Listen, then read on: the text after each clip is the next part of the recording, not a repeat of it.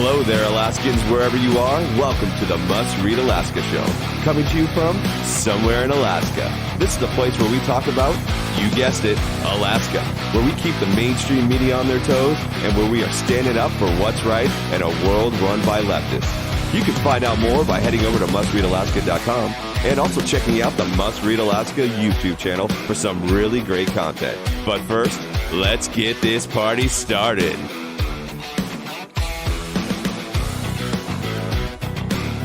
What is good, Alaska? This is Scott Levesque, and you're listening to the midweek edition of our Must Read Alaska podcast. Thanks for joining with me today. Before we get started, and you guys know this if you've been a long-time listener, I got to ask you, take just 1 minute and give us a 5-star review. It is extremely helpful. It's great to see all of the participation in that from our listeners, and we just would appreciate a 5-star review. It helps us in many ways, including when people are searching for the podcast or maybe looking up different topics that we touch on every week. In addition to that, if you got another minute, I'd love for you to be able to give us a written review.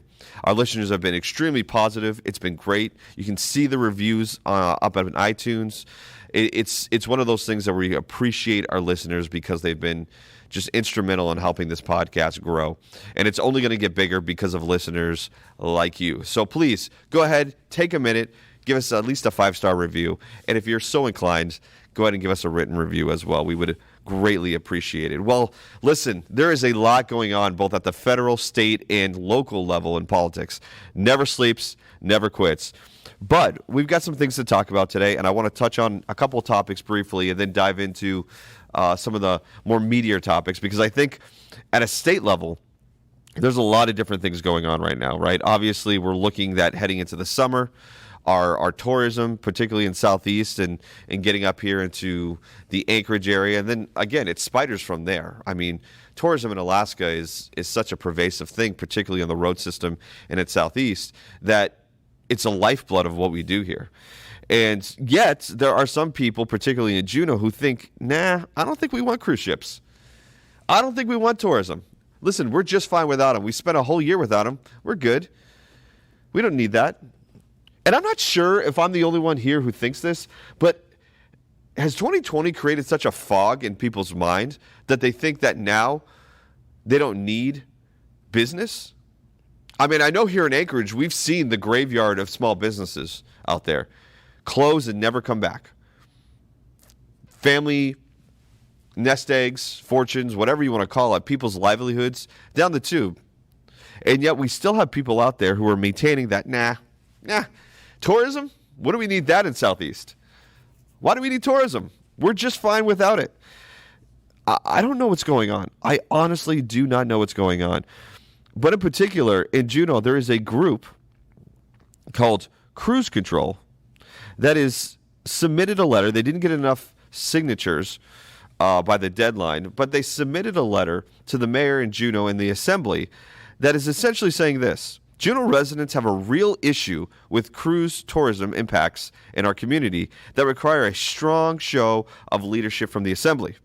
We have waited for decades for CBJ leaders to act.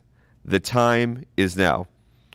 Now, this is going to be, I'm reading this from our article here on Must Read Alaska called Juneau Anti-Cruise Group Says Not Enough People Signed Petition, but Group Still Has Demands, which is like a petulant child kicking and screaming, trying to get what they want. The 3 petitions, reading this from the article, if they had made it to the ballot this October, would have asked voters to limit cruise ships to 7 a.m. to 7 p.m., no Saturday visits, no cruise ships over 100,000 gross tonnage, and together they would eliminate about 70% of the tourism economy of Juneau. What in God's green earth is going on? What is going on? Aside from Juneau being the state capital, which means legislature runs through there, which means you have, economy, quote unquote, from, the legislative body, flights going in and out. Why would you do this if you're in the Southeast, period, let alone Juneau? Why would this be something you would want to do when you would lose 70% of your tourism economy by these demands, quote unquote, that they're listing? What are we up to right now? What is going on? I'm not 100% sure. Let's move on. Miko Pierre, I think I'm saying that name right, who has been at the forefront of the group opposing the ballot initiative, said that in a recent poll his group did, 84% of Juneau respondents support the cruise industry, while 16% do not. Well, geez and crackers. Man, does that sound familiar? Catering to the minority because they're the loudest? 84% of Juneau respondents support cruise industry, while 16% did not. This is a time in our country that has been appalling in my books. While the loudest minority move the needle, move politics, move legislation, while the silent majority sit there and do nothing. Now, granted, in this particular case, signatures were not garnered. And again, we could talk about how signatures are actually taken and how that whole process goes, and also about people actually reading what they're signing. But aside from that, I am terribly confused and concerned about what's going on right now. You have a group that is trying to limit the cruise tourism industry in Juneau, which is a massive industry in the Southeast, because they don't like how what's doing to their community. You mean like pumping money through it? Is that what you don't like? You don't like that people have jobs and have businesses and are able to make money off those who get off the cruise ship? For crying out loud, Don Young and essentially every major federal legislator in Alaska got a bill passed so that cruise ships can bypass Canada to get to Southeast. What are we doing here? What are we doing? We are biting the hand that feeds us is what we're doing. And I don't know if we think there's more government money coming so that you can sustain yourself through another year without tourism, which is not the case, because this was going to be a long-term push. But come on, man. Like, what are we doing now? Listen, I'm going to give you the news, but I'm also going to give you this perspective. I am done. I am on the real early end of millennial, right? So there's a special category. Everybody's got a special category. I don't mean this in the sense that I'm special. I mean this in the sense that I'm a part of the analog and digital world, meaning I remember still using a typewriter, not having a computer, not having a cell phone. And at the same time, in my adult life, I've had all those things at an early age, 16, 17 on. So I'm a part of that, what they call as millennials. I'm in that like weird spot between Gen X and millennials. And I'm telling you this because I want you to know my mindset. My father was much older. He was born in 1939. So I don't have this mindset of I deserve everything. As a matter of fact, participation awards, I don't know when they started entering youth sports, and I know this is a trope for many curmudgeoned conservatives. Maybe it's not even a conservative thing. People that just don't think we should just give handouts. But I got to tell you, this is crazy. This is crazy. And me sitting here reading and learning about some of these things that are going on, like cruise control, a group limiting the tourism industry in the Southeast, which is a staple there, along with fishing, and cutting tourism by 70% is insane. It makes no sense to me. And I don't know what's going on, and I don't know why people think this is a great idea. But the reality is that the money runs through Juneau with tourism. And to cut 70% of that, you might as well kiss your industry goodbye. Because, listen, I don't know how much more money that the federal government can hand out, but at some point we all run dry. Or even worse, at some point, the note is due. So listen, don't be cutting out industry. Don't be cutting out economic viability because you think you're going to get taken care of, or you think this, or you think that. Know where the economy comes from and encourage the flourishment of that. Encourage it. And speaking of economy in Alaska, let's just slide right away from Juneau and this cruise control group to our friends in the Biden administration who this week decided to just close down ANWR. That's right. The department, again, this is up on Must Read Alaska, so I'm going to read from the article here. Biden administration takes back ANWR is the title here. The Department of the Interior today, and again, when I say today, that was June 1st, suspended all activities related to the Coastal Plain oil and gas leasing program in ANWR, pending completion of a comprehensive analysis under the National Environmental Policy Act, which could take years. Now, if those of you that are not familiar with politics, that's called putting it in purgatory. Now, let's read on, because there's some interesting. This is a bit of theater, writes Suzanne. The Biden administration last week decided to defend the BLM decision, Bureau of Land Management, to allow the Willow Project to go forward in the National Petroleum Reserve, Alaska. That project is subject to a lawsuit by the Center of Biological Diversity, but with Biden's Justice Department signaling it will defend the project, it appears to be going forward. But to appease the environmentalists angry with the Willow decision, ANWR is going to be off limits, in spite of the fact that Congress determined lease sales could go ahead and the leases were sold January 6th before Trump left office. Again, we are talking about the federal government strictly coming in to state affairs. And this is the problem we have here in Alaska. The majority of the land in Alaska is owned by the federal government. It just is. The majority is held and owned by the federal government. So, at the whims of the president now that we have this nice thing called an executive order, which every president now, starting with Bush, intensifying with Obama, and these executive orders. So now, our state is held captive, it's hostage to the Biden administration, and now environmental zealots. Listen, have you been to ANWR? Has anybody been up there that are making these decisions? Do you know what's up there? Does anybody know what's up there? Now, I haven't been to ANWR, but I have been to Barrow. It's flat, it's tundra land, it's mosquito-ridden. What are we doing? We have now taken away energy independence and moved it overseas again. Not only that, but we've taken it away from Alaskans' pockets.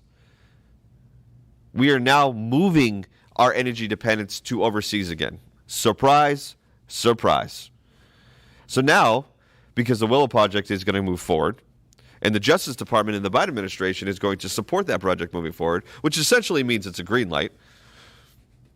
Now, we're going to take away the ANWR leases. Great. Awesome. Which means there's no development of oil, which means jobs are going to be lacking up there. It's a disaster. It's a disaster. Remember, oil and gas is a major economic engine for the state. It is. When it comes to local jobs and all of that. It comes to exporting that, moving that down the pipeline. When it comes to our dividend fund, a lot of that economic viability stays here in Alaska. Not all of it. But pumping gas and oil, natural gas, crude oil, whatever it is, getting that from our state is a big deal. And now we're playing like, well, we're going to support this. So you don't get mad at us, Green New Dealers. So you don't get mad at us, Squad, AOC. We're going to go ahead and just shut down ANWR. We're not going to let anybody do any development at all. It's over. It's done for at least the next 3.5 years. Great. Awesome. Again, it's amazing. It is amazing. So let's do some quotes here. The Alaska Oil and Gas Association responded. We are disappointed in the administration's decision to suspend all oil and gas leases in the Alaska Arctic National Wildlife Refuge, ANWR. Leasing and development of the coastal plain has been a priority of the state, the North Slope, the Arctic ASRC, it goes on and on about who was involved in that, and countless other stakeholders since 1987, when the Department of Interior first recommended that action be taken. The development of Alaska's oil and gas resources has produced enormous economic, social, and scientific benefit while simultaneously minimizing environmental impacts and protecting all Alaska's natural resources. So essentially what they're saying is, listen, we have been working on this for years. And now when we finally get motion on it, and again, I don't understand why the Trump administration took this long. This should have been done. Again, I don't know the red tape behind the scenes. I'm sure there's plenty of it. But this should have been done far, far in advance, before 2 weeks, 2.5 weeks before the administration was done. There's no reason why this should have taken forever. But here we are. Kelly Tshibaka, who's running for U.S. Senate right now against Lisa Murkowski, as it stands, had the following to say. Following 6 decades of fighting for access to ANWR, this is disastrous news for Alaska workers, our economy, our national security, the environment. It is yet another case of the federal government treating Alaska like a national park for the rest of the country while trampling our state sovereignty. Well, not only that, Kelly, but even those who want to turn it into a national park also want to get rid of the tourism. It's amazing. She goes on to say, this is exactly what we expected from Joe Biden and his band of environmental extremists. But it should be especially distressing to Alaskans that Lisa Murkowski had a hand in this. She fought President Trump every step of the way, opposing his election in 2016 and his re-election in 2020. Even though his policies were very beneficial to Alaska, including opening ANWR for cleaner and greener oil exploration. So she's going ahead there and just making sure she ties Lisa Murkowski's name to the fact that ANWR is being shut down, which in some sense makes sense, right? Trump was extremely kind when it came to opening up Alaska. The Pebble Mines, his son had a play in that in trying to get that shut down. But as far as gas exploration and becoming energy independent, absolutely. Trump was all about that. I mean, him and the Biden administration could not be more polar opposite. The problem was it took till 3.5, more than that, 3 years and 11 months and 2.5 weeks before we finally got those leases out. And the problem with that is that nobody could do anything in 2 weeks. You can't mobilize that quickly. So here you have it. It's shut down.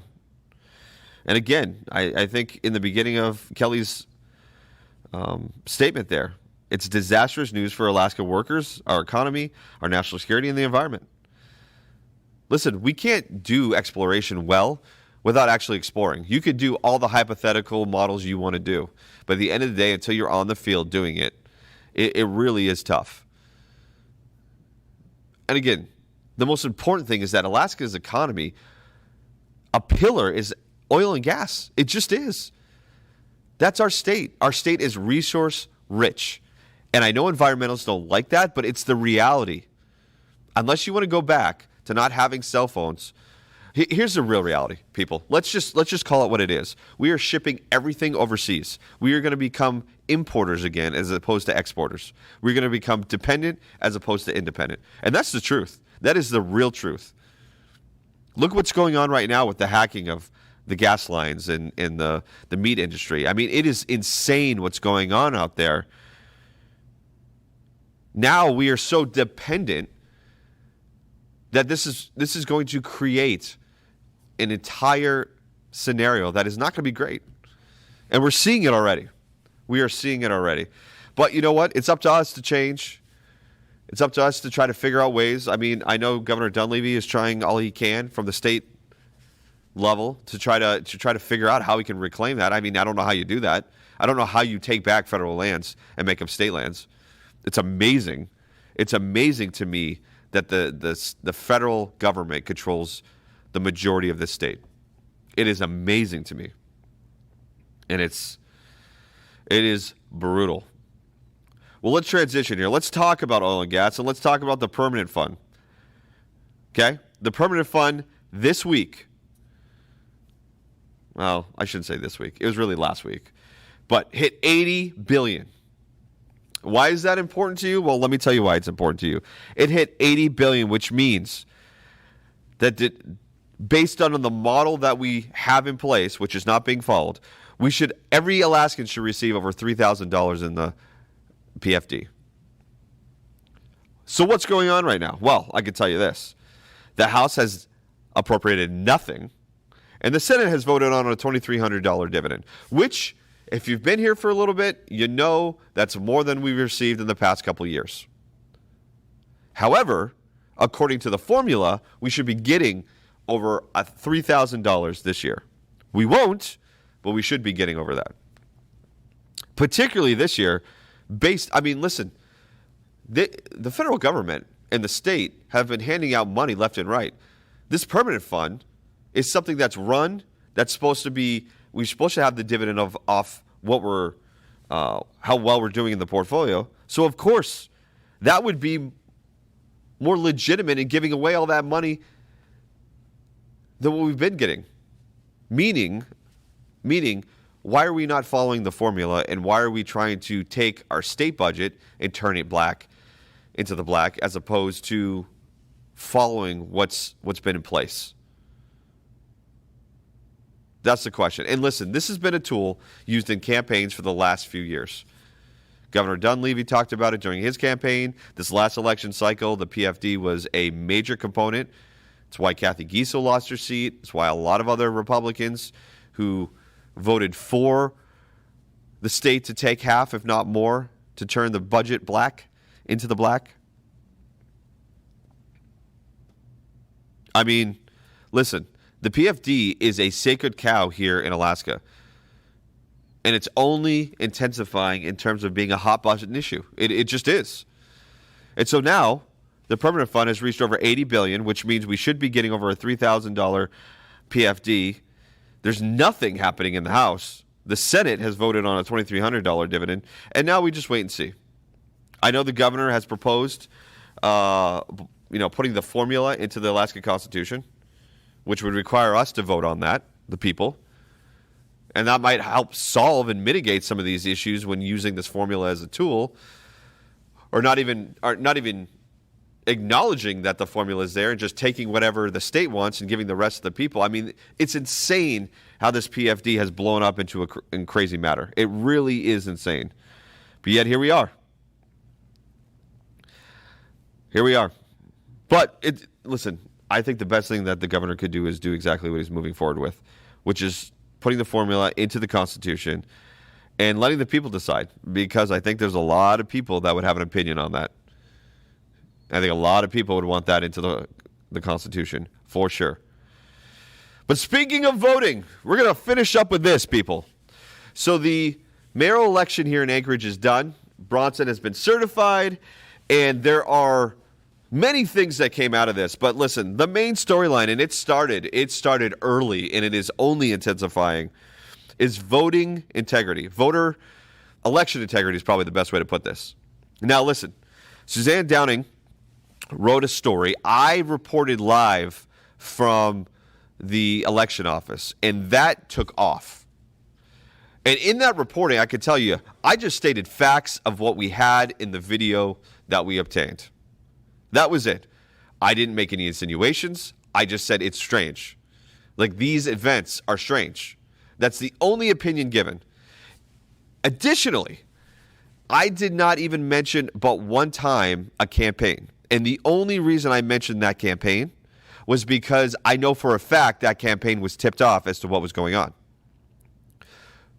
So, from there, we have now seen that many on the Democratic side, the left-leaning side, have this narrative now. The narrative is this: mail-in voting is secure. See, look what happened. Mail-in voting is secure. That came out days after that report. You heard it from the Assembly. You heard it from Forrest Dunbar. You heard it from top Democrats. You heard it pushed from the any platform they could get.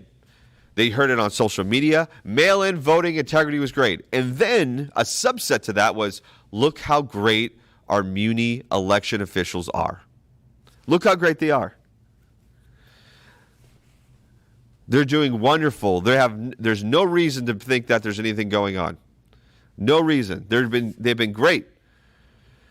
Those were the two narratives pushed ever since that first initial report asking, hey, why is this going on? Why is the side door of the election office wide open at 11 o'clock? at night after everybody was sent home. Why would any door be unlocked? Let alone elections are going on. What about building security? So you have this narrative that is now being pushed that, hey, we have solid mail-in voting elections. Look, we had the most turnout ever. Look, everything was great. We counted every vote that we could. Not only that, but the people that were doing it were beyond reproach. These were the two narratives coming out. Why? Why? And I'll tell you why. Because the Democrats need mail-in voting to have a chance. That's my narrative. Because you're not hearing this from the right. You're not hearing this from conservatives. You're not hearing it from Republicans. As a matter of fact, here's the deal. When that first vote came, when election night came, the final day to vote, and they sent that first string of numbers out that showed that I believe Bronson was down 114 votes, their campaign was ecstatic. And you want to know why? You want to know why they're ecstatic? Because they knew that the votes that were cast on election day were primarily conservative Republicans. It's not even a dirty little secret. Conservatives vote on election day. Now, I voted by mail. I'm a conservative. But the majority of those who voted on election day were conservative, and that's a trend across the country. Conservatives show, Republicans show to the polls. It's very clear, and that's a nationwide thing. Mail-in voting favors Democratic left-leaning individuals, particularly in Alaska, because,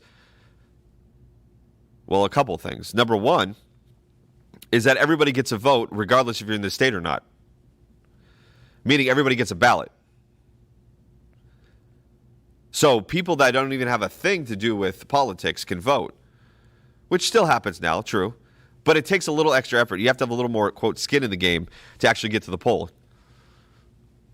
But not only that, you can ballot harvest here in Alaska, no problem. You can line up, go to a building complex, say, hey, were you planning on voting? No? Well, listen, you just fill out the letters. You just circle the little circle. You know, we're from the Dunbar campaign. Or let's do this. We're from the Al Gross campaign, because I don't know if Forrest did that or not, so I'm not going to say he did. But I know for a fact Al Gross did. We're from the Al Gross campaign. Listen, we want to make this easy for you. You're in the middle of a pandemic. You don't have to go anywhere. We'll just take your vote for you. You just got to fill it out. Remember, Al Gross is going to come by and help you out. And I talk about this. That is I believe this wholeheartedly, that's why District 27 went to Liz Snyder. Because when you vote down the ballot. But not only that, listen, the narrative didn't just hit there. Now another narrative underneath that is, man, this election process, they were under such scrutiny. It was harassment. The election officials faced unprecedented harassment. So much so that little narrative got out to the Washington Post. And if you read Must Read Alaska, Suzanne Downing wrote about this. Anchorage Community Clerk insults election observers as Washington Post picks up story and blames Bronson volunteers. So now the narrative, in addition to, hey, look at how great our mail-in system is, in addition to, hey, look how great our election officials did, now it's, well, look how bad the Bronson people were. Look how much scrutiny and harassment the election officials got. The bottom line is this. They were watched like nothing else because there were things that happened during that while may have been just on the up and up, were not communicated well at all. They weren't communicated well. In addition to that, Must Read Alaska has tapes of the election officials' treatment, particularly on the Bronson volunteers. And let me tell you, I've heard them. They're not good.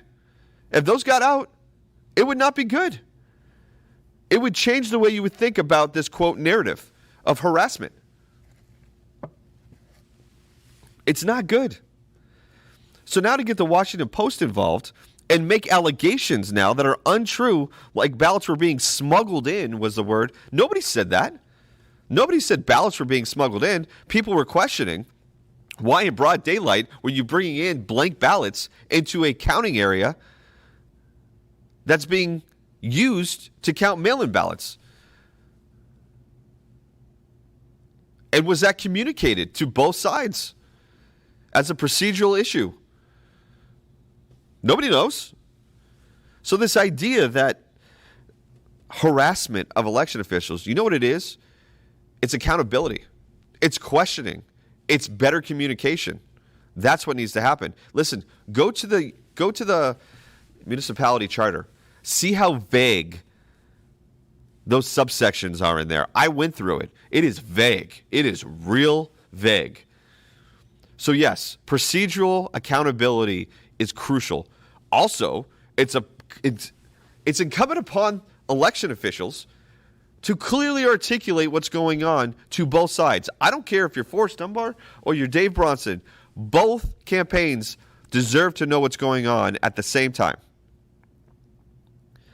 And no, just because, quote, Dave Bronson won doesn't mean that mail-in voting works. Doesn't mean that we shouldn't be holding our election officials accountable. No, it just means that we need to do that.